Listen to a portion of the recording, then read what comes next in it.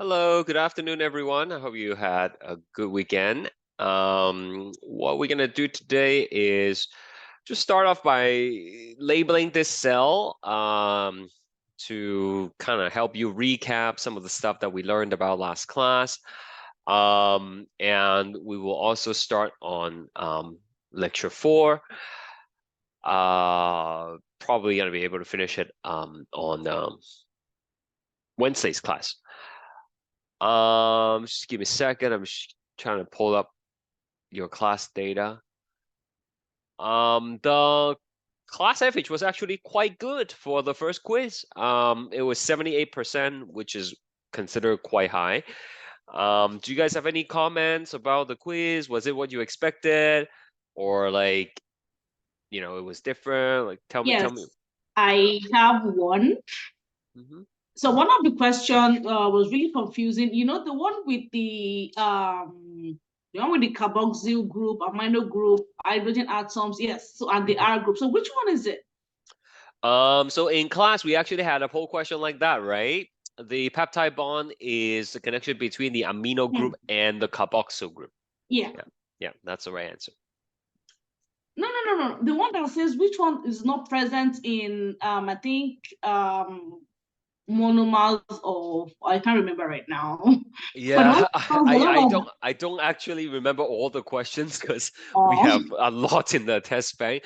But I'll take a look at your tests later on, and then maybe I'll email you about it. Okay? Yeah, it's Aminat, right? Am I yes, I mean saying yes. Aminat? Thank Okay, you. yeah. Okay, so can you do for me as well for a denature question? Okay, so for denaturation, right, of a protein, it will be affected by things like temperature, pH, salt concentration, and the type of solution, but it will only affect the secondary, tertiary, and quaternary structure, but not the primary structure. Okay? I think that's the denaturation question. But do you guys have enough time? Just wondering, generally, was it a reasonable time frame for the amount of questions? Yeah. No, we are not able to finish all the Yeah, questions you in weren't able to that finish it. time. Yeah. Yeah, yeah. So, like I said, do try to keep it under 1.5 minute, 2 minutes tops for the multiple choice questions, and do save some time for the written response parts. Those tend to take up a little bit more um, of the quiz time to complete. But like I said, I hope it wasn't anything tricky. Sure, there were some questions that requires you to think, but for the most part, um, everything is within the premise of what we have talked about. If you have any concerns or anything like that, feel free to email me, and I would address them individually with you. Okay. So our next like what's coming to your way is today we're gonna do membrane transport. We will finish membrane transport on Wednesday.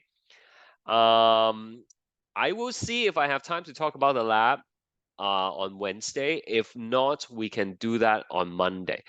Um, but you don't have to come to class on next Wednesday. Okay, so no class next Wednesday. Next Wednesday, okay, not this Wednesday. Next Wednesday, you will just spend the time to finish your lab, and you will hand in the lab. Okay, I'll tell you what the lab is after we finish lecture 4. It's just something that you will do online. Um, Pretty much similar to the quiz platform that you use. I make some videos of the actual experiments, and then you based on the video you will answer questions, and you will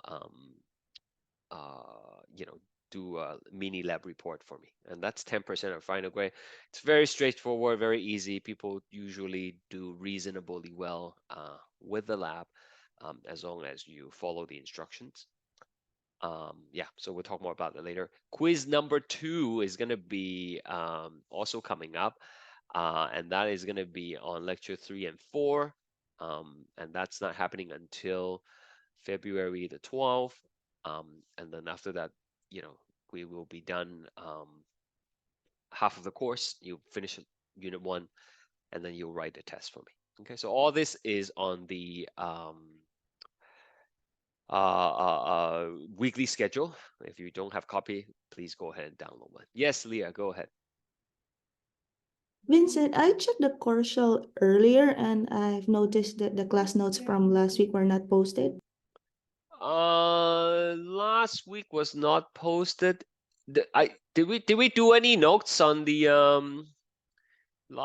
on the second class? Let me see. When we drew that's Like this use that thing, one. right? Yeah, I don't. Oh, it was just the mitochondria. That was the extra thing added. But sure, yeah, I'll post this today as well.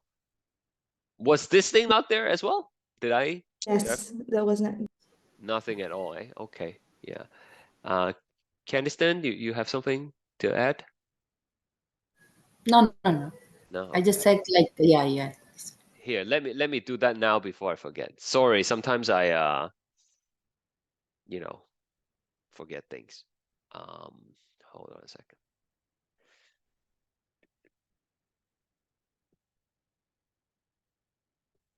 Okay, it should be there now. It should be there. Thank you for letting me know. Okay. Thank you. Yeah. So let's take a look at this cell. Oh, and for the next quiz, you will have to identify these things, right? So make sure you go through it yourself and be able to identify them when you see a picture or know their functions, right? So this is an animal cell, and let's just label as many things as we can. Right? So this here is, of course, the nuclear envelope. Right? It surrounds the nucleus, which are only present in eukaryotic cells, right? Example of eukaryotic cells would be animal cells and plant cells. You're not going to have a nucleus in prokaryotes. Right? Prokaryotes like bacteria, they don't have a nucleus. Right? Their DNA is just kind of scattered. It's not found in a confined structure. There are these little holes. We call them nucleopores, right? We can see these genetic material there, right? But they're not by themselves. That would be too long. So they package around proteins, and that is how you get the chromatin. Chromatins are DNA packaged with proteins. You mean the lightning looking things inside are the chromatins? Sorry, one more time, please. The these things that looks like fibers, are they the chromatins? Yes. Okay, It's not super clear, but like, you know, all these little lines here. Yeah, okay. those are the chromatins, right? Okay. At the inside of the nucleus, you also have the nucleolus. Okay, nucleolus makes ribosome, right? Okay, these ribosomes are going to exit the nucleus through the nucleopores, and then they might be on their own in the cytoplasm. So you can see some of these dots, right? And there's dot here, some dots here, or they might be on this network, right? So let's label these things first. These are free-floating ribosome. Does anybody remember what ribosome? What does it do? Just in like, you know, 2 words. Makes protein. Yeah, Protein synthesis. exactly, right? Makes protein synthesis. Perfect.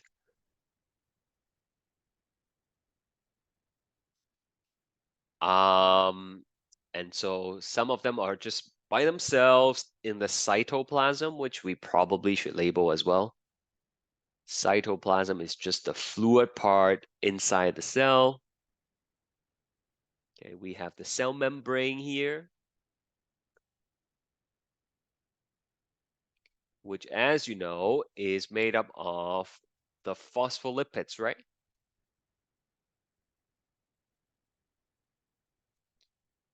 Okay. All this stuff here, this is an extension of the nuclear envelope, and that is the rough ER. Rough endoplasmic. Please type the whole name on the quiz. Okay, and check your spelling. Rough endoplasmic reticulum. Okay, this one is also going to be protein synthesis and package, right? It's going to work with the ribosome. It's going to package these proteins into little bubbles, little vesicles that buds off from the ER. Right? So you see some of these vesicles here, right? I told you it's like blowing bubble, right? The bubble kind of pinches off. Further out, we have these network. Again, it's the extension of the nuclear envelope, but these ones do not have the ribosome. So we call it smooth endoplasmic reticulum. Okay, so what are some keywords you can tell me about the smooth ER? What does it do?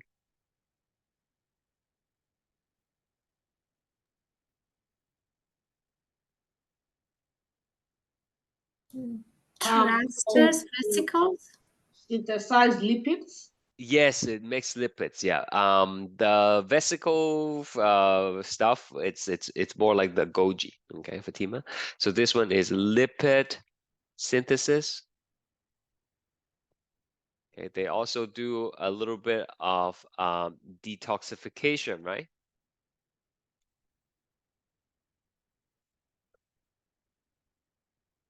Breaks down lipid.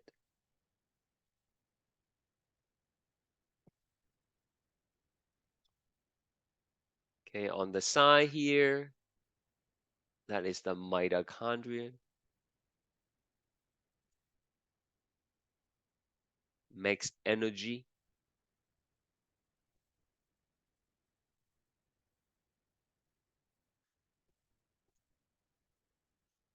We have the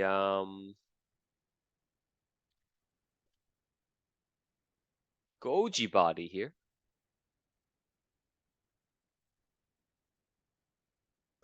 Which modifies,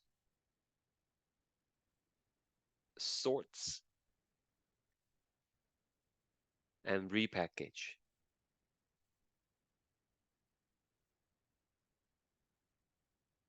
proteins in vesicles.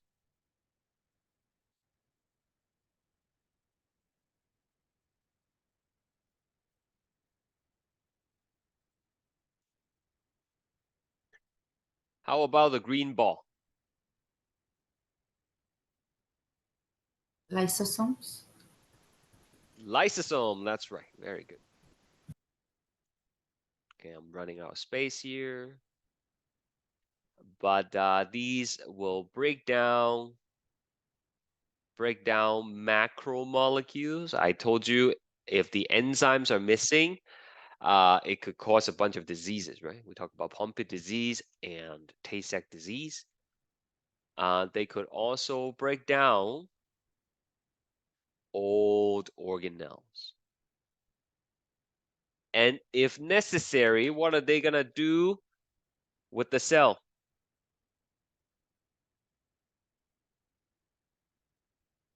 Apoptosis. Sorry, what's that? Oh, Sure. yeah, Not sure how to say it. Apoptosis. Yes, you got it. Excellent. Yeah, can trigger apoptosis. Very good. Okay, program cell death, right? Sometimes the cell needs to die deliberately. Right? Are we together? Yes. Thank you. You know, I have high hopes for you guys because for the first time, this is hard to believe, I think, for some of you, but for the first time, the online section is doing better than the in-person section. It used to be the other way around for a very long time. I think part of the reason is because you guys are all very committed and you're like, you know, attending class. Please keep it up and, you know, you get good grades. All right, just a couple more things. There's this thing right here. Excuse me, Professor. Yes. I have one question. Sure. Lysosome was not for garbage? Yeah, for sure. Like, so like they break down all organelles, macromolecules, not necessarily garbage, okay? Like all organelles, sure, we don't want them, so we can break them down, we can recycle them. But sometimes we need to break down macromolecules because we need the building blocks, right? To make things that we need. Okay. So not necessarily just like garbage. This could be like, you know, think of like as a recycling depot, right? Okay. Yeah. Thank you, Professor. No worries, no worries.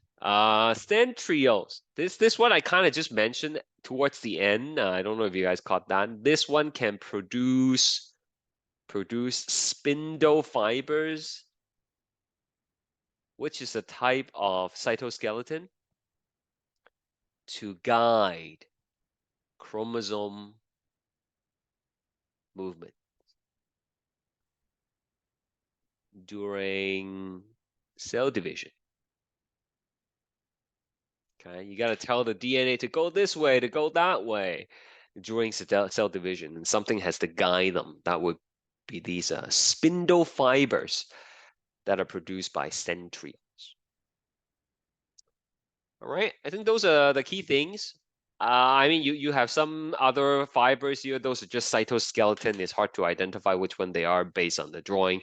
But you know, we talked about 3 types of cytoskeleton, right? The a microfilament, the intermediate filament, and the microtubules. For the most part, they help support the shape as well as guide movements of things, right? You can review the notes for that. Any questions about this animal cell before we move on?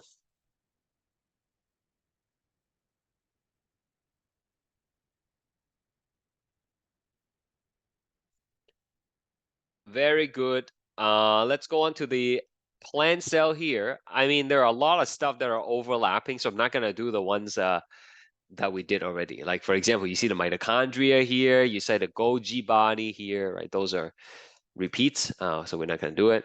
But what is this big thing? This big, you know, swimming pool looking thing here? What do you think that is, huh? The central Vacuole. vacuole. And it's the central vacuole, which is for storage of water, nutrients, right? And even things like pigments or toxin, right? Poison, if the plant is poisonous. This here is the chloroplast, which contains chlorophyll for photosynthesis, right?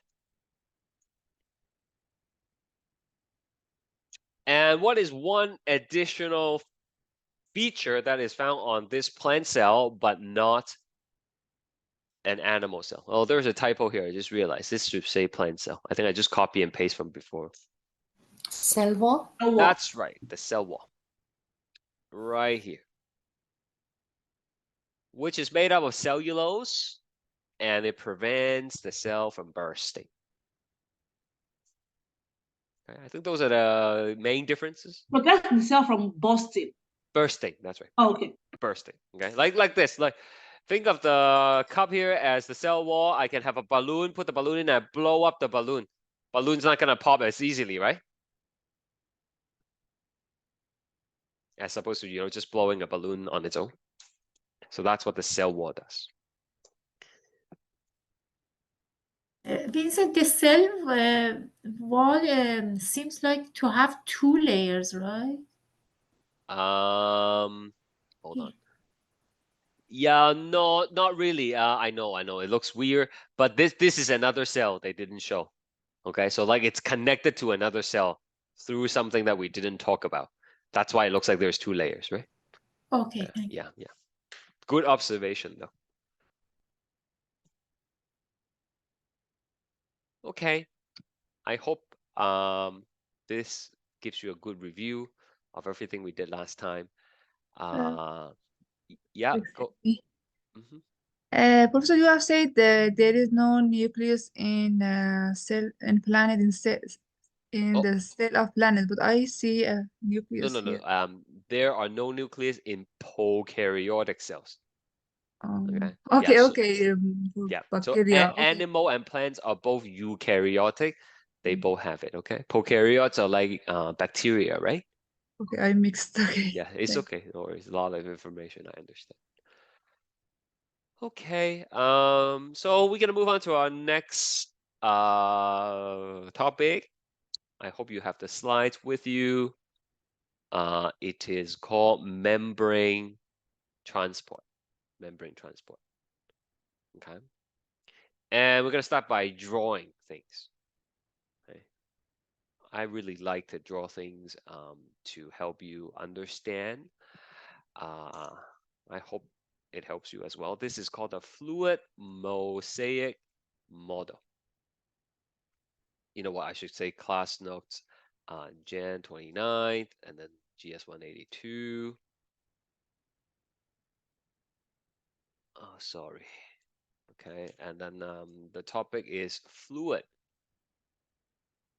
mosaic model.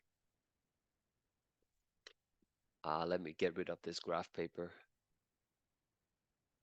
There we go. Fluid mosaic model. For those of you who don't know what mosaic is, let me just like Google an image for you. Mosaic window. Okay, that's a mosaic window, okay?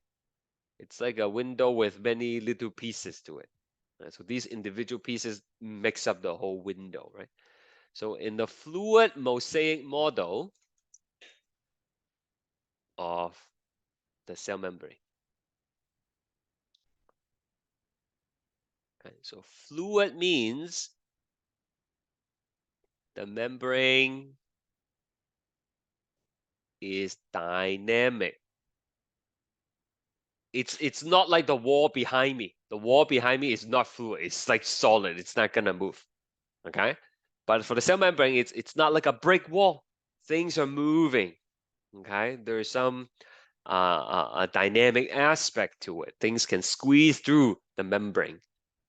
Okay, so that's what fluid means. And mosaic means it is composed of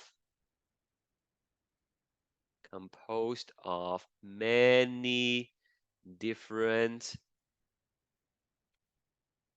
parts. Okay, we already know some of these parts. We know it is composed of phospholipids. Okay. Is there another one that you remember from previous classes? What else is it made up of? The cell membrane I'm talking about. Anybody remember besides phospholipids? So organelles. Organelles are going to be inside the cell. Okay, we don't want them to be on the surface, leaking out, but good try. Protein. That's right. There are proteins, right? There are cholesterol. So we're going to draw all that stuff. Okay, if this is your paper, the picture is going to be about this long, okay? Like I turn it sideways. If you do it this way, then it's gonna take the whole side, okay? Like don't do tiny diagrams, okay? Let's do big ones so that they're clear. All right, here we go. So this is a cell. And I am going to take a piece of it, of the cell membrane, and we're gonna look at it, okay? Sorry. Okay. So here we go. Now these things you should know by now are phospholipids. So phospholipid has the glycerol, the polar head, and 2 fatty acids, right? Some of the fatty acids will have unsaturated fatty acid tails with a kink. Others will not. Okay, so it doesn't really matter. You just make sure when you draw it, make sure you put a few kinky ones in there, because it's gonna change how the membrane is gonna behave. Okay, so I'm gonna put a protein here.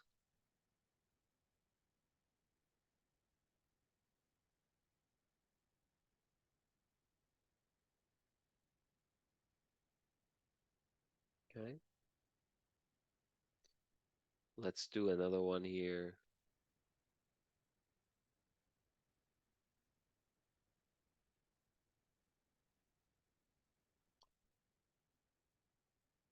And then maybe one more.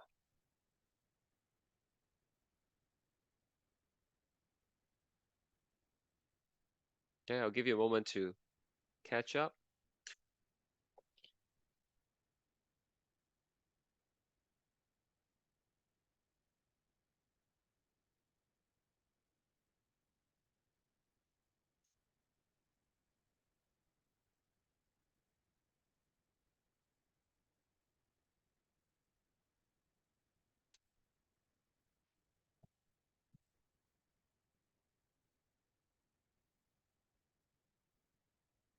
Now I want you to understand this is a sheet of the membrane, right? Like don't draw this, but then this is 3-dimension, right?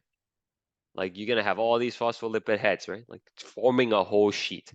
I'm just looking at a cross section of it, right? So understand that this is gonna be all over the entire cell. Right? If I look at it from the outside, it's kind of like this, like the what do you call these things? The pool balls. Okay, like for kids, right? You're gonna have all these little phospholipid heads, but they're not stuck in place, right? They are able to move around each other. Okay, I hope that makes sense. So let's just put some labels here. Okay, this would be the outside of the cell. We call that the extracellular fluid, or ECF for short.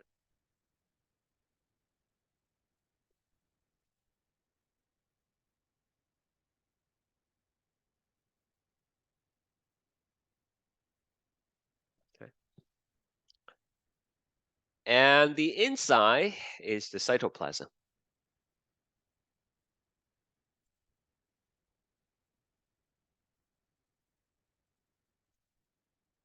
And this, of course, is a cell membrane, and we have the phospholipid bilayer. Now I'm gonna draw this out for you in case you forgot that there is a hydrophilic head and the hydrophobic tails.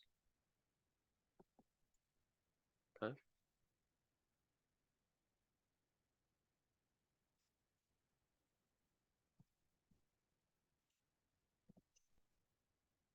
So far, nothing is new, right? It may be like this term is new, but it's just like the fluid outside of the cell. That's why it's called extracellular fluid.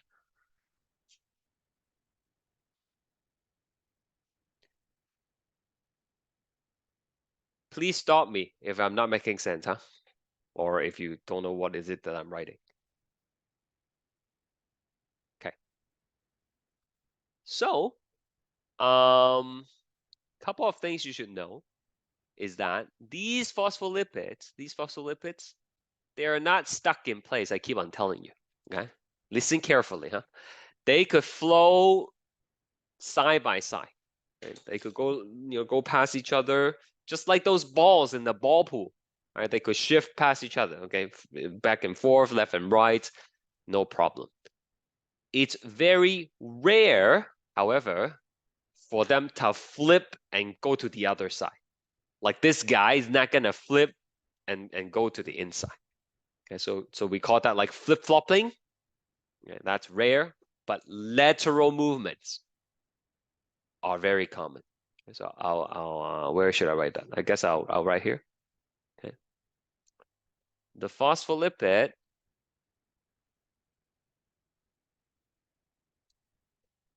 molecules can move laterally easily, but do not flip-flop.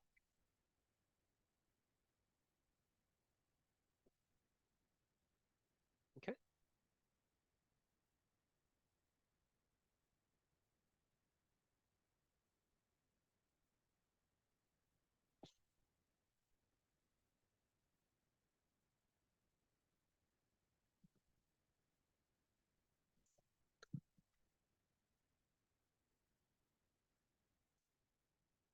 Now you will have some proteins that goes all the way through the cell membrane. These are called integral protein. It spans through the entire phospholipid bilayer. Okay. It goes through from one end to the other end. The best way to think about this is, again, I always try to think about food to help relate these things. Okay, so think of like a sandwich, okay? Like a sandwich that you have, like a sandwich. Okay, I don't know, whatever you want to put in between the peanut butter sandwich that we talk about, right? So that's like the phospholipid bilayer. If you take a carrot stick and you stick it all the way through, okay, that's like an integral protein. Okay. However, if this is like a raisin bread and you have some raisin that are stuck here on either the outside or just the inside, that's another kind of protein. Okay, so sometimes you will have some that are just stuck on the outside or they're stuck on the inside. These are called peripheral protein. Okay, either on the inside or just on the outside. Do you understand this?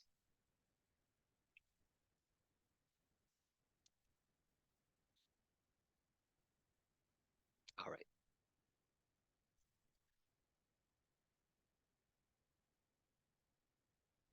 Still, some proteins will have sugar stuck on them. Okay, we use these little hexagon to represent the sugar. I guess you can't really see them as hexagon, but there is some protein, some sugar stuck on the protein. This is what we call a glyco.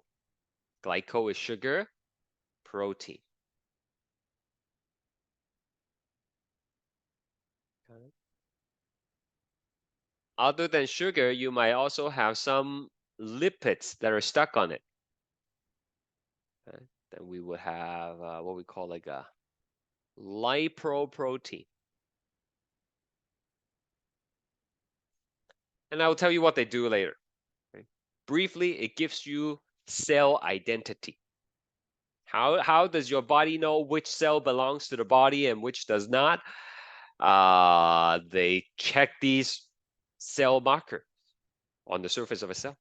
Your marker is going to be different than mine. Okay, that's why you can't just take anybody's kidney and transplant it into someone else. The body's going to reject it because the markers are different on the surface of the cell.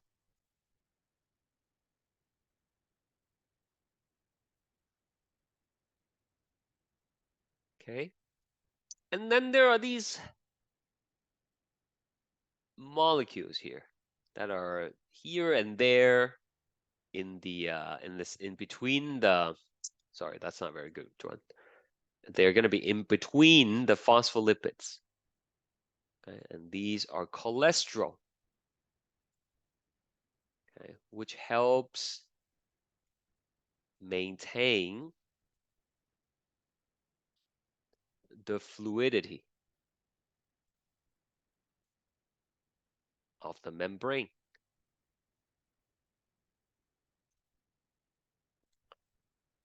More cholesterol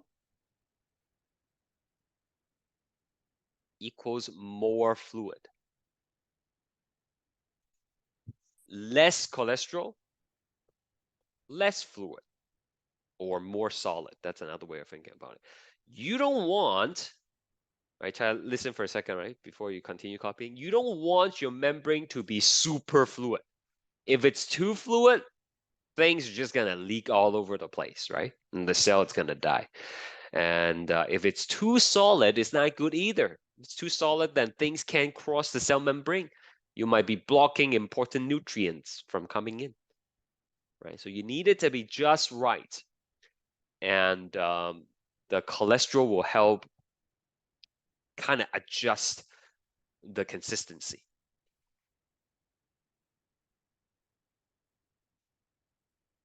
Vincent, can you explain this? The ones in orange again. I get the sugar and the lipids of the proteins. This The one, ones, this no, one, no, no, or the yes, yellow yes. ones, No, the ones in orange, the cholesterol, phospholipids, yes. the glycolipid, lipolip. I'm No, so no, no, sorry. the phospholipid bilayer, the orange ones, the Oh yeah, cholesterol. yeah. Those are cholesterol. Okay. Yeah, remember cholesterol, like the one with the 4 rings, right? Yeah, yeah. So by putting the cholesterol there, you can adjust the fluidity of the membrane. Okay. You can adjust how liquid it is, right? So generally, the more cholesterol you have in the cell membrane, the more fluid, the more liquid is going to be. Okay, too much is not good. Everything's gonna leak out, and the cell's gonna die. Too little is not good either. If it's very solid, then the cell membrane lacks flexibility.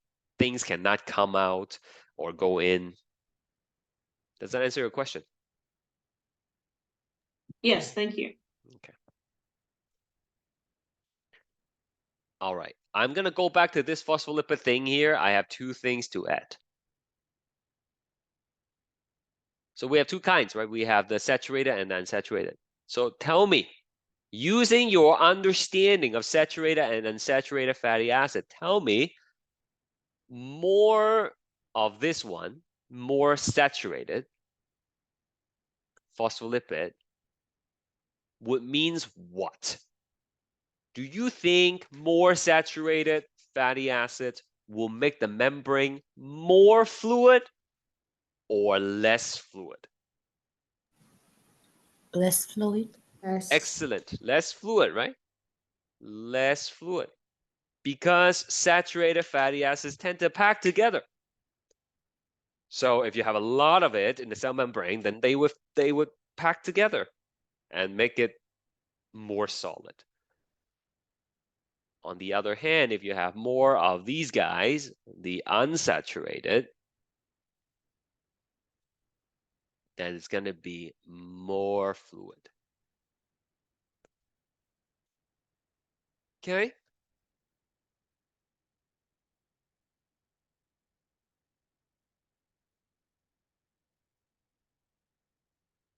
Just going to add one more thing.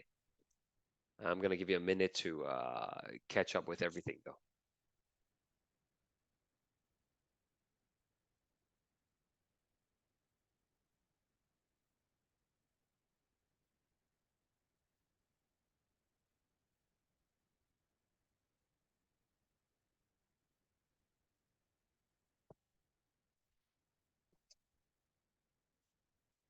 All right. Now, the cell membrane is like really fragile, right? So like you don't want to collapse or implode, and to kind of prop it open and to kind of maintain the structure, right? We're gonna have these little lines here that are on the inside, and then we'll attach to some of these proteins. Does anybody know what we call these lines? You already learned it last class. I just want to see if you remember what it's called.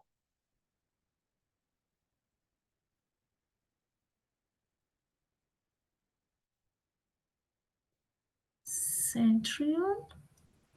That's a good try. It's getting there. It starts with a C. Yeah, Cytoskeleton. that is correct. Cytoskeleton, right? And it could be the microfilament or microtubules. Okay, they're going to be there to scaffold the membrane to kind of hold it and make sure it doesn't collapse. Okay, so there is your fluid mosaic model of the membrane. It's not just made up of one thing. There are many, many things going on, and it's kind of liquidy. They're going to flow around, okay, from one place to another.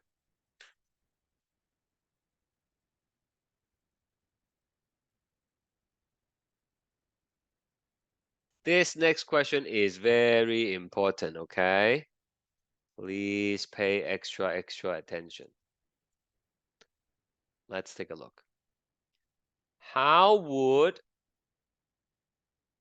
the percent of saturated, unsaturated fat, and cholesterol content of a cell membrane found in plants growing in cold environment differ from those growing in a hot environment? I want to give you a moment to think about that. And the question is, if you look at the cell membrane of something that grows in a cold environment, how would you expect the saturated, unsaturated, and cholesterol content to be different from a plant that is growing in a hot environment? Right. Now, I'm gonna go back to the notes here to help you organize the information, okay? So we have cold environment. These are plants that are growing in maybe the northern parts of Canada, okay? And then these are hot environment. Okay, something that grows closer to the equator. So I want to know the percent of saturated fatty acids, these guys, right? Do you expect it to be high or low? And then percent of unsaturated, high or low, and then percent cholesterol.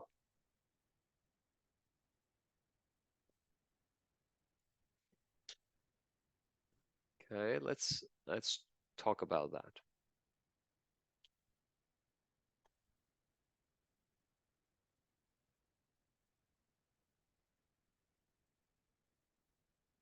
Now, why don't I put you guys into little groups and then you guys can talk about it, and then we'll come back in about 5 minutes or so. All right. So how many people I have here? Let's split you guys into 5 groups. Okay. So the person in the group that has the name closest to the like alphabetical order, the one closest to A, is gonna lead the discussion.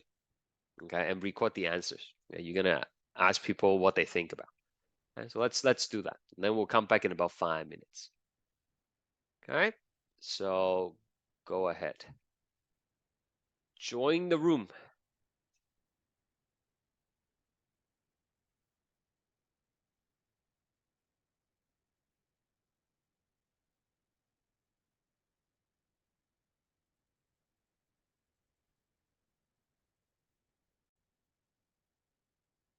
All right, welcome back, everyone. I think everybody's back. I might have lose a few people along the way.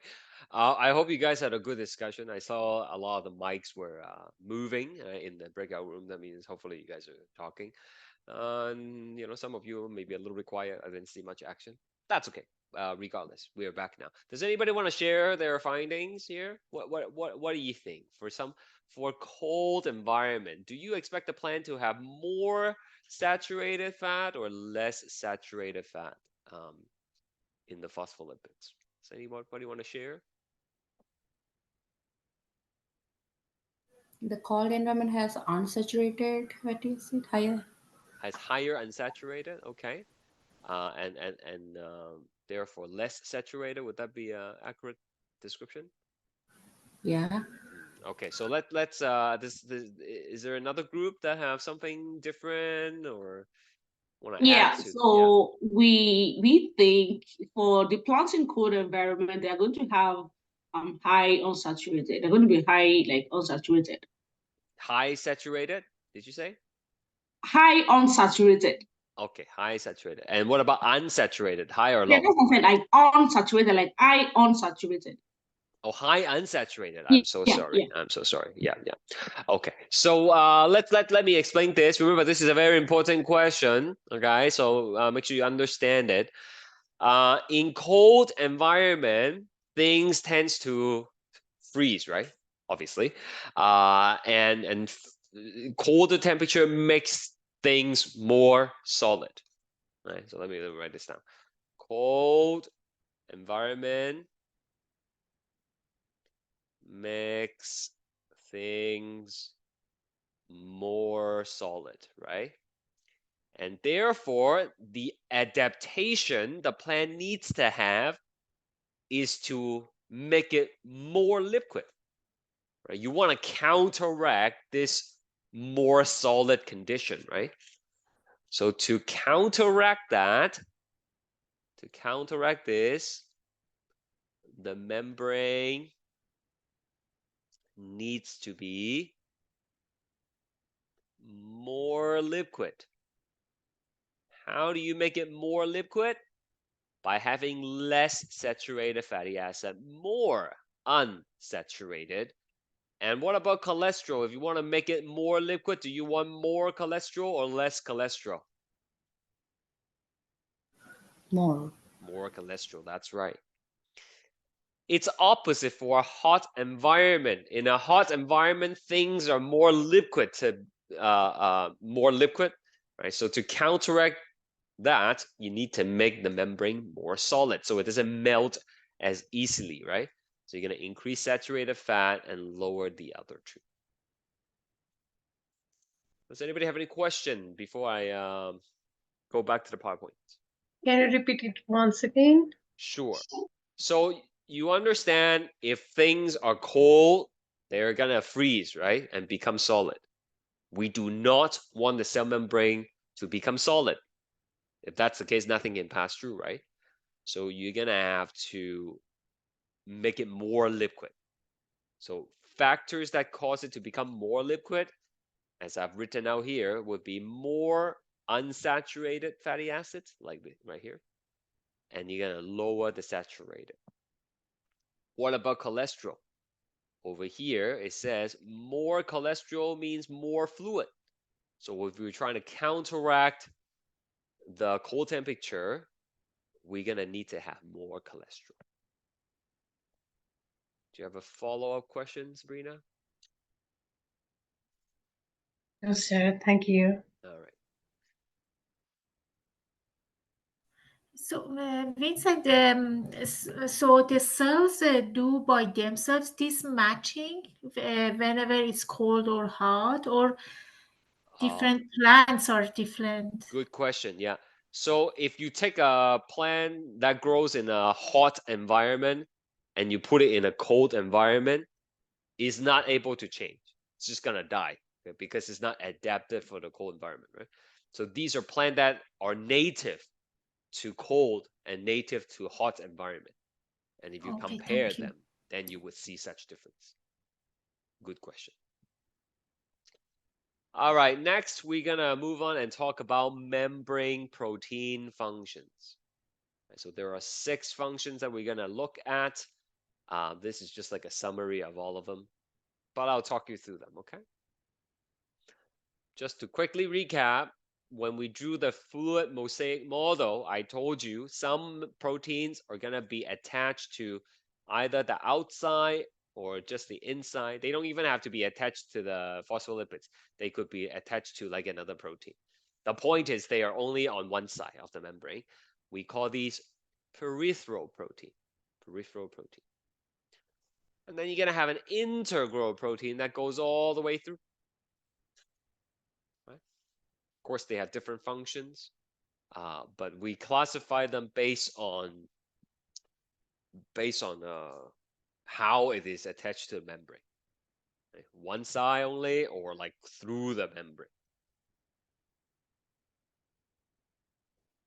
So the first function of these membrane proteins, and by the way, right, like I don't know if you remember, but I was telling you last time, after like the Golgi body, you don't have to draw this, okay? After the Golgi body, the vesicle comes off, and then the vesicle can go and become part of the membrane, right? The protein can become part of the membrane, right? So that's where membrane proteins came from. Okay. So what do they do? Why do we have all these proteins on the membrane? Well, one of the 6 functions that we can look at is the fact that they allow cell to attach to the extracellular matrix. Okay, the ECM. So what is the extracellular matrix? Well, it's a lot of fancy words, but really, we have cytoskeleton on the inside. Well, actually, the outside environment, you don't have to draw this. It's gonna make your diagram very messy. But the outside also have a little bit of these. Why is it not drawing? They also have a little bit of these cytoskeleton stuff. Okay. Oh my goodness, what is going? Is it because of the pen? Let me try to choose something else. They also have these fibers, okay, similar fibers as the cytoskeleton, but because they're not within the cell, then it's kind of like a different things, right? So the cell needs to anchor itself to all these extracellular environment, right? These extracellular matrix, as it was called in the slides. And to do that, the proteins are the anchorage points. So they help maintain the cell shape, as well as, like I said, provides anchorage points for things like actin and intermediate filaments. So this is what we call like a loose connective tissue. You will find them under your skin, between your organs, and all these loose fibers are the extracellular matrix, and the cell needs to be able to attach to them. This here is red blood cells, and the red cell is able to keep that distinct, kind of like a pinch center shape, because of the attachment to the cytoskeleton. Okay, so number 1, attachment to cytoskeleton. Number 2, second function of membrane protein is cell signaling. Okay, so some membrane proteins are receptors. Receptors are these proteins with a particular shape, and when the right molecule comes along, it's gonna fit into the receptor, and it's gonna trigger a set of events. Okay, if it's the wrong shape, it's not gonna trigger anything. It has to be the right shape. So each receptor is going to have its distinct trigger. So these will trigger series of events inside the cell that will change the behavior of the cell. In many cases, the molecule does not enter the cell. It only binds to the receptor, the membrane protein, and then the changes will happen. An example of that is here we have epinephrine. So the epinephrine, or people know it as adrenaline, it's the thing that you secrete when you are excited, when you're in danger, right? The fight or flight response, right? That feeling that you get on a roller coaster when your heart is pumping and then you feel the acceleration. That is the adrenaline pumping through your bloodstream. Okay, so when you have adrenaline in your system, the adrenaline will bind to a receptor protein on the surface of the cell, and it have to fit the receptor, and it will trigger a series of chemical reactions. Okay, there's a fancy name for it, like signal transduction pathway, but that's just a series of chemical reactions. And ultimately, it will lead to a change in the cell's behavior. In this case, hydrolysis of glycogen, which totally makes sense. If you're trying to do a sprint or something, all this adrenaline pumping in anticipation of the running is gonna release more glucose so that you can use it for your run, right? So that is the second function of membrane protein. You need to have this membrane protein to relay the signal from the adrenaline, causing the change to happen in the cell. Okay, so the signal molecule never comes in, but it causes all this commotion. This always reminds me of Halloween, when in my childhood. Okay, Halloween, you hand out candies, right? When people ring your doorbells. But my parents didn't like that. They didn't like the idea of handing out candies to strangers. I don't know why. So, every year when it comes to Halloween, even though we turn off the lights already, people would ring our doorbell, and then my mom would have this, thing, and she was like, "Oh, hide in the basement, pretend no one's home." Okay, so we would do that. We'll all scramble and hide on the basement and not make a sound, right? Until the person goes away.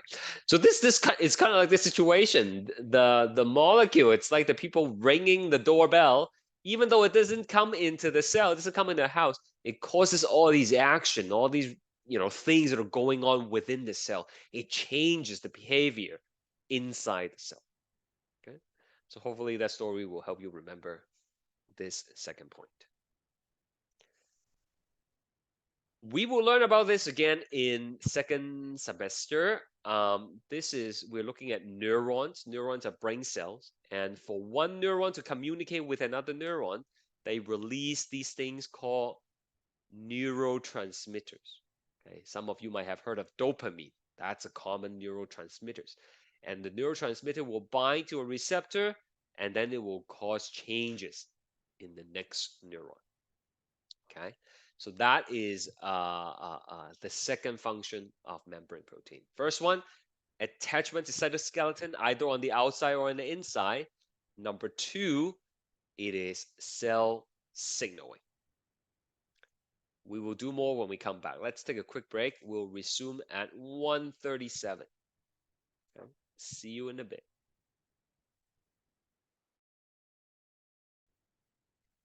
All right, we were talking about the different functions of the membrane proteins. We have 4 more to go. The next one is enzymatic activity. So we already learned about enzymes in lecture 2. These are proteins that help speed up or catalyze chemical reactions in the body. Sometimes you will need to do several reactions, one after the other, relatively quickly. And rather than having enzymes like randomly floating in the cytoplasm, it makes sense to arrange them right next to each other. So in this picture, you can see this is the cell membrane, and you have several integral proteins acting as enzymes. So when you feed in the first ingredient, enzyme 1 is going to convert it into triangle. And then immediately the next enzyme can use that and convert it into something else. And very rapidly, in this case, you can do 4 related reactions, one after the other, near the surface of the membrane. Okay, so in terms of efficiency, in terms of speed, this particular arrangement would be ideal, right? If we try to do reactions one after the other.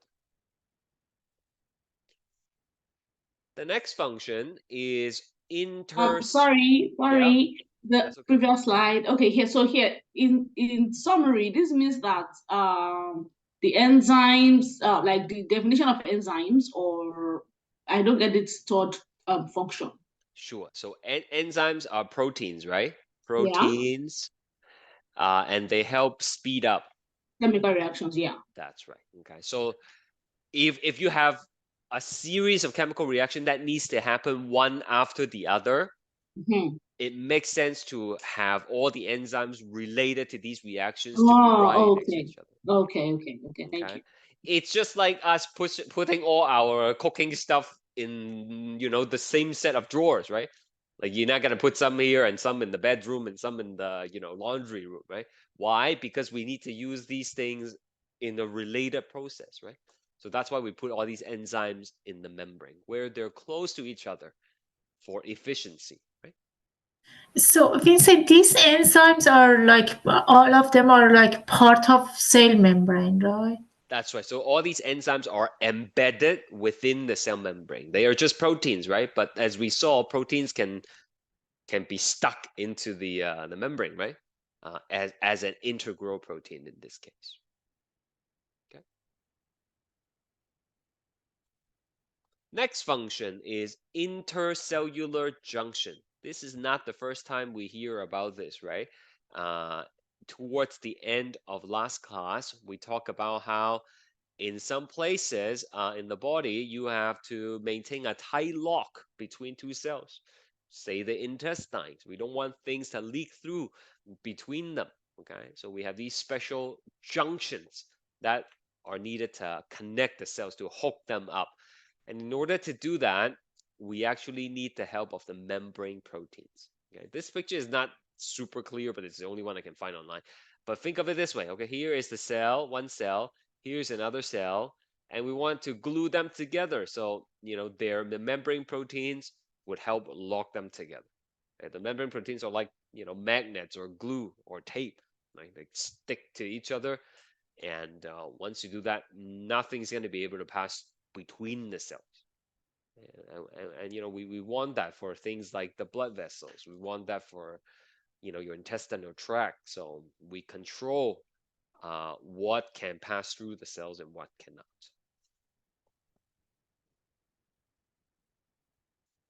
Number 5 is cell-cell recognition. Cell-cell recognition is a way for your immune system to distinguish, to tell apart what belongs to the body, self, and what does not. Cell versus non-cell.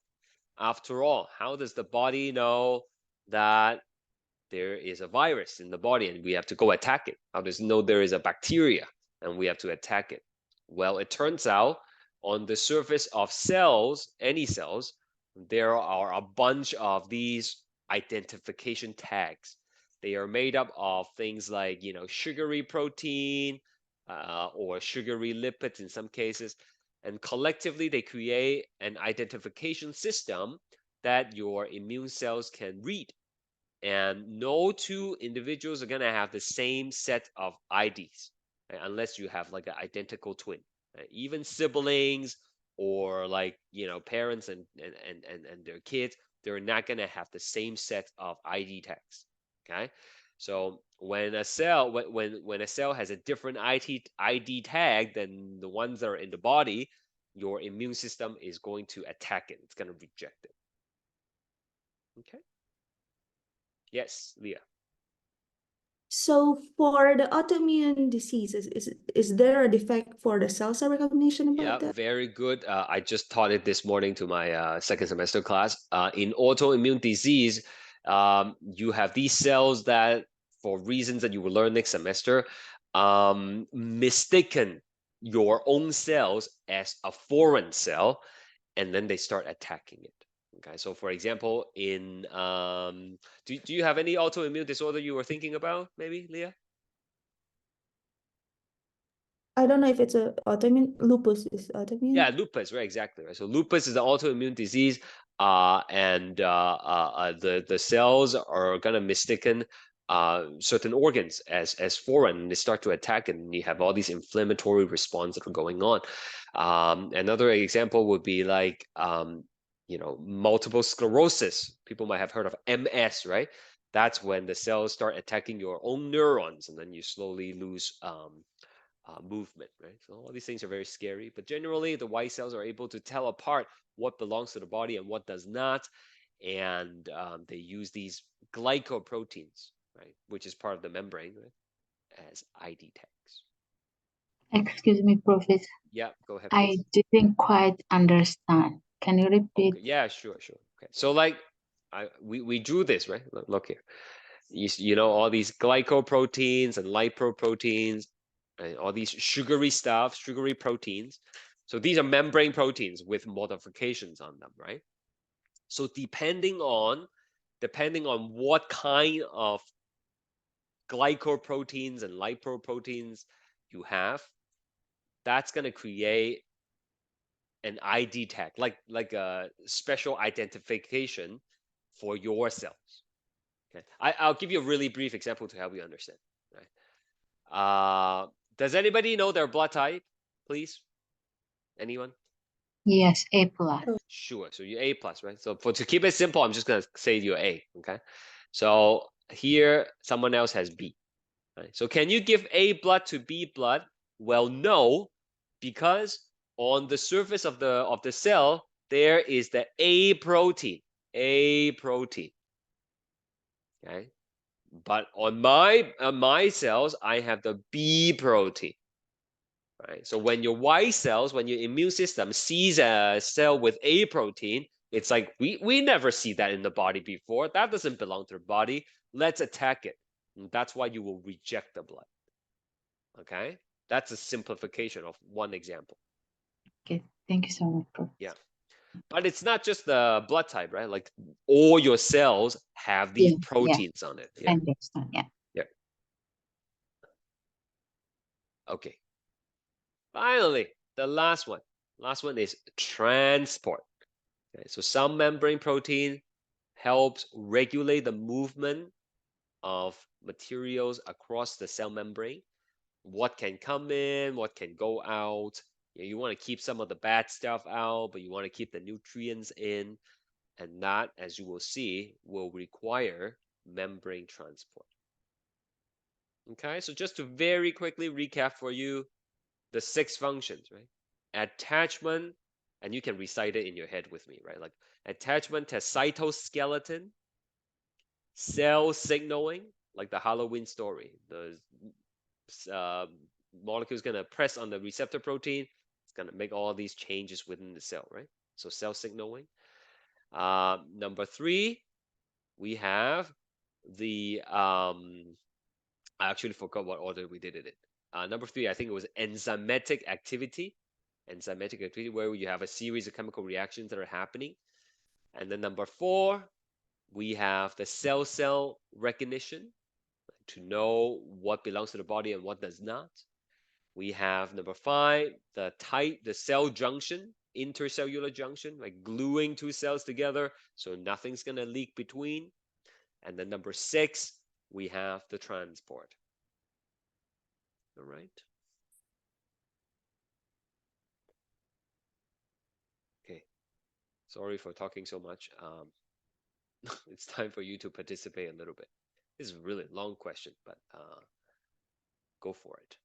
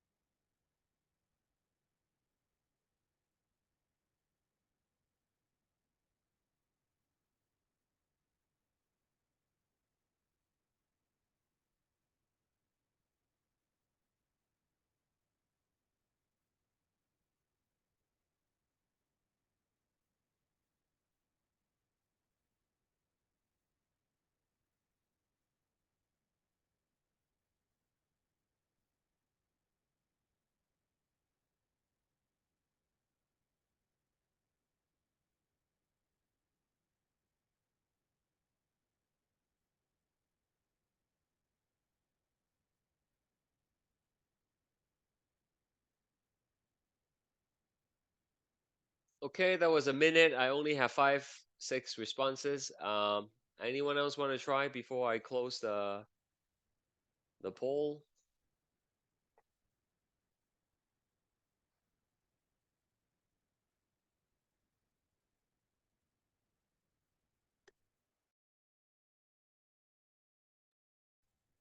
Okay, thank you. Let's take a look. According to the fluid mosaic model of the cell membrane, which is the thing we drew at the beginning, which of the following is true statement? They, as in the phospholipids, are free to depart from the membrane and dissolve in the surrounding. That is obviously not true. If that's the case, then the whole cell membrane is gonna dissolve and break down and the cell would die, right? They occur in an uninterrupted bilayer with membrane protein restricted to the surface of the membrane. That's the part that's wrong, right? They are not restricted to the surface. They could be on the inside. They could go through, right? So that's not it. They have hydrophilic tails in the interior of the cell membrane. That is not true. The tails are not hydrophilic. The tails are hydrophobic. Right? They can move laterally along the plane of the membrane. That's right. We roll it down. Look. Here, look at the thing. Phospholipid molecules can move laterally easily, like this guy. That guy's going left and right, no problem. Right? It's the flip-flop. That's not okay, right? So they frequently flip-flop. Nope, they do not. The answer is D.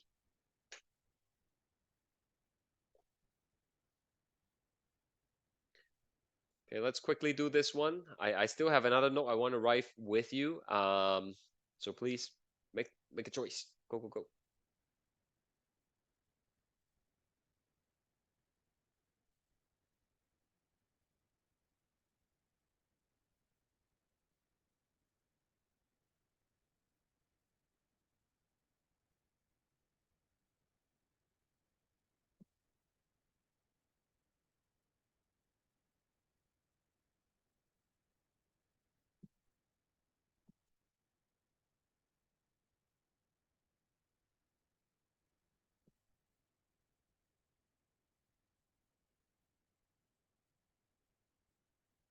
Okay, most of you got it right.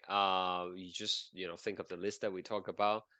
We totally did not talk about that. Lysis means bursting, as you will learn later on. So that's the not a function. Okay, moving on. We're gonna have to talk about this concept of cellular energy. Cellular energy.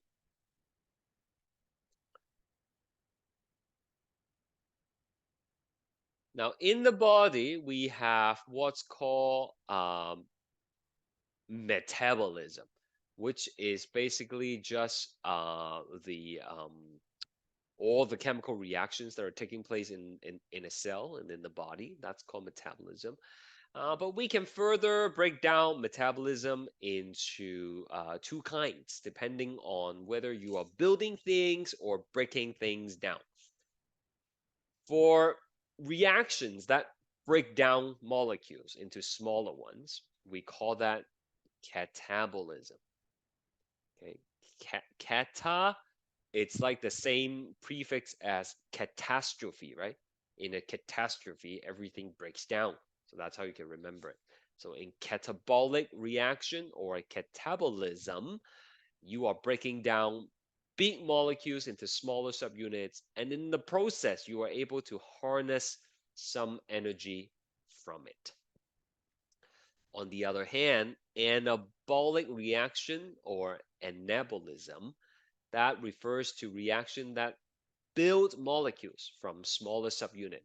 And when you build things, it needs energy. It requires energy. So I'm going to show you this picture to help you, understand the situation a little bit better. There's a bigger one in the study guide if you want to use that instead. I'm just going to use this one here. Okay, so on the left side here, we have macromolecule. Macromolecule. So these come from our food, right? So like carbohydrate, carbs, proteins, lipids, right? So from food.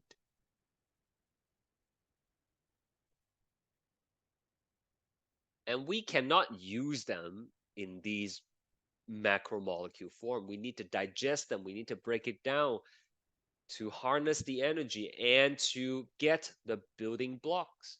So what do? We do catabolism, okay, or catabolic reactions. All right, so these are macromolecules. These are polymers, right?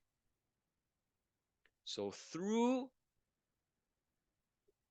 the catabolic reactions, we're gonna be able to break it down into building blocks for biosynthesis. These building blocks, we know they are monomers,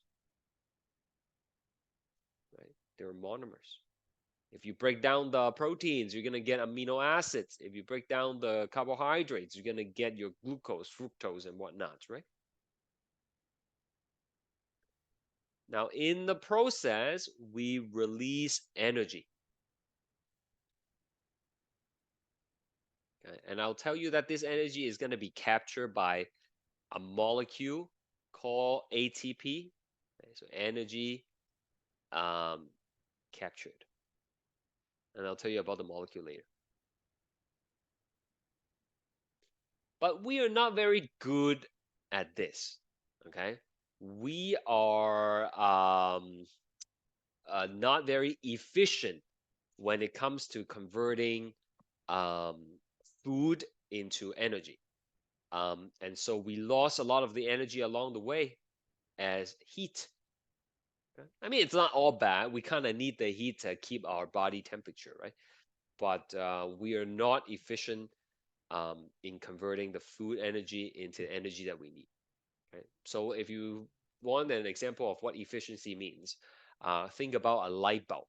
Okay? So like a traditional incandescent light bulb, like the one with the filament, right? Many people don't have that at home anymore. But these light bulbs, if you leave it on for like even 5 minutes, right, and you touch it, it's hot, right? Why is it hot? Because the light bulb is inefficient. What's the purpose of a light bulb? Purpose of the light bulb is to convert electricity into light, into visible light. But the incandescent light bulb is terrible at doing it. It's only about 10% efficient. Okay? That means 90% of the energy is wasted as heat. Okay? 90% is wasted as heat. Only 10% efficient. So now we have like I guess not now, but like like an improvement from the incandescent light bulb is these ones, right? Do you guys still have some of these at home? Maybe. What do we call these ones? I can't really draw it, but hopefully you recognize it from my drawing. What are these ones? Anybody know?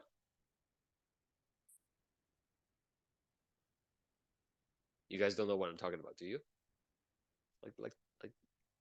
Like these spiral ones. Anyway, those are fluorescent light bulbs, right? Okay, so fluorescent light bulbs is a big improvement. They are 85% efficient. 85% efficient. So you only waste 15% of the heat. Okay, efficiency. So 15% is given off as heat. Okay, so you can touch them. They are warm, but they're not like burning hot, right? Okay, what about the most recent one, huh? The most recent. LED? What is it, LED. sorry? LED bulbs? That's right, the LED. Okay, I don't know how to draw them. LED just looks like regular bulb, but then they don't have the filament. LED is more than 90% efficient. Okay, so it's like completely reverse of the incandescent, right? Okay, and you only waste very little energy. That's why, instead of like a 60-watt light bulb, you only need it to be 3 watts. It uses a lot less energy to achieve the same outcome. All right, so what do you think about the body, right? What do you think? Do you think we are like the incandescent light bulb, the fluorescent or LED? Like, what's the percentage? How efficient are the human bodies in converting food energy into usable energy? Give me a guess.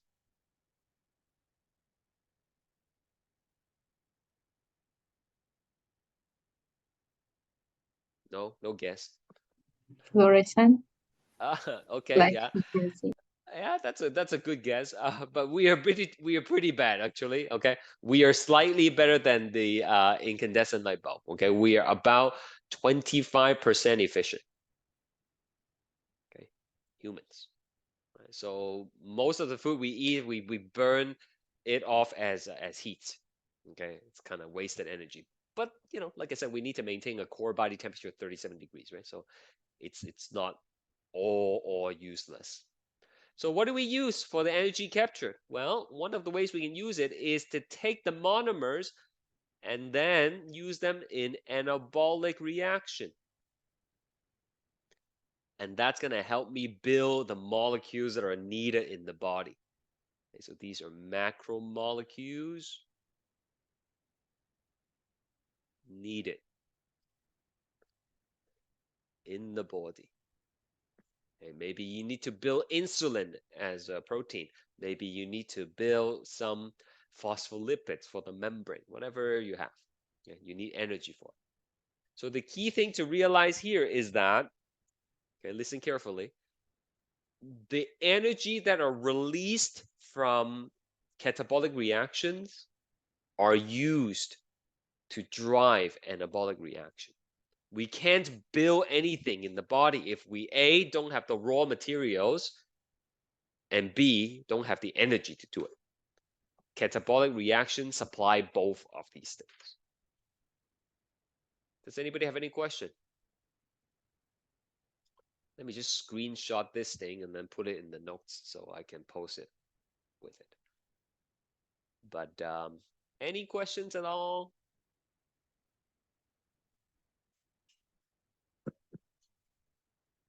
Yes. So that means once, let's say we eat a lot of protein-rich food, Okay. but that means the body would go through this catabolic reactions first before the anabolic can turn them into amino acids before our body can absorb. So okay, so let's say you eat the protein, okay, then your body will break it down in your digestive system. Yeah. So that breaking down is already catabolic reaction. Okay. And then you will absorb the amino acids. Yeah. And then your bloodstream will distribute throughout the body. The cell will take up these amino acids and then use it to build things. Okay. Okay. Thank you. Yeah. All right. So one of the key catabolic reactions that I want you to learn is cellular respiration. This is not the first time I told you about cellular respiration, right? It's that equation that I was trying to show you, the glucose reacting with oxygen and then creates carbon dioxide and water. And in this process, we would produce ATP, which is a usable form of cellular energy. Okay, usable form of energy. Okay. Just like your cell phone runs on a different kind of battery than your toaster, right? Okay, like they have their preferred form of energy. Not everything runs on the AA battery. Some needs the 12 volts, right? So your cell prefers the energy in the form of ATP. And much of this process happens in the mitochondria. That's going to be the focus on of lecture 5. And lecture 5 is going to be like the hardest lecture so far in the first unit. All right. So make sure you plan to come to class for that. All right. So let's quickly talk about ATP and ADP in this picture. Right, so ATP stands for adenosine triphosphate. Okay, I'll write down here for you. Adenosine triphosphate. Adenosine, if it sounds familiar, it's because it's the same adenine as DNA. Okay, it's like the purine, right? You can even recognize the 2 rings here. There's going to be a sugar, and then there's going to be 3 phosphates stuck to it. Did you guys learn about the polyatomic ions in chemistry class yet? Phosphate, does anybody remember the formula for phosphate? Or are you not there yet? No, not yet. No. Okay, so phosphate is PO4 3 negative. Okay, so you learn that soon enough. But there are 3 of these things. Now the thing about the triphosphate is that The last bond here, that is a very energetic bond. Energetic bond. It holds a lot of energy. When you break that last part off, all the energy is going to be released. And then you can use that to do whatever you want in the cell. I'll give you some examples. But afterwards, the molecule becomes ADP, adenosine diphosphate. Only 2 phosphates are left. Okay, so this is kind of like missing that last phosphate. It doesn't have a lot of energy. So you have to recharge the molecule by adding a phosphate to it. Okay, so when you add the phosphate, it can capture energy. Where does that energy come from? It says you're from food, right? We know that this is from catabolic reactions. Okay, when we break down our food, we're gonna have heat and energy. That energy that you want to capture, you're gonna have to do with the ADP. Okay, so ADP comes along, there's a phosphate, it basically sucks up the energy, and then it becomes ATP, and then you can use it later. Okay, how do you use it? You just chop the last P off, and the energy is going to be released. So there are 2 forms of the molecule: the fully charged version, ATP, and then the uncharged version. Like when I say charge, I don't mean like positive, negative charge. I mean like charge as in like your phone is fully charged, right? So ATP is the fully charged version. ADP is the drained version. Okay, like I need to recharge the molecule. So what do we use this ATP for? Well, we can use it for mechanical work, like moving some parts of the cell. Some cells have tails, right? Flagella, we learned that last class. So to beat that flagellum, right? Like in the sperm, for example, that needs ATP. Okay, you have cilia in the airway to move things. That needs ATP. Moving your muscle, that needs ATP. We need ATP for transport work. As you will see, when you try to move things across cell membrane, sometimes you need to provide energy to do so in the form of ATP. And you also need it for chemical work. Right? Sometimes the enzyme is going to need ATP to help break a bond. Enzyme lowers the activation energy, right? But nothing is free. The cell needs to make up for that energy difference, right? And it comes in the form of ATP. Right? Think of it like tuition, right? I told you, right? Tuition to go to college. But if you get a scholarship, you pay less tuition. So that's good for you. But that money came from someone, right? It came from like a donor, right? So in this case, the ATP is like the donor. It makes up for the energy difference. Okay, so mechanical work, transport work, and chemical. So catabolic reaction, this is when you break things down, right? So let's see. Does it consume more energy than they produce? Nope. The whole point of catabolic reaction is to extract energy from the food, right? So you should produce more than it's consumed.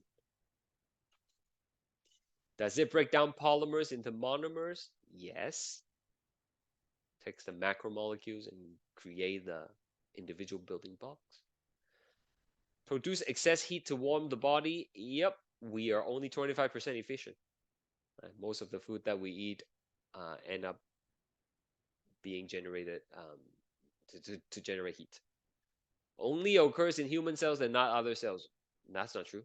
Okay, all living things are able to carry out these kind of reactions. Okay, I think that's a good place to stop. I mean, I'm not going to be able to finish the next section if I start and it will leave you hanging. I'd rather start next class. Okay, so I can show you the whole thing all at once. Okay, so next class, I don't know. I think I should be able to finish the lecture 4, but I might not have time to explain the lab. So you might have to come next Tuesday, and sorry, next Monday to allow me to maybe do a quick recap of everything that's going on, as well as explain the lab to you. All right, that's it for now. If you have any questions or comments, please email me. Otherwise, enjoy the rest of your day. I'll see you all on Wednesday. Bye for now. Thank you. Yeah.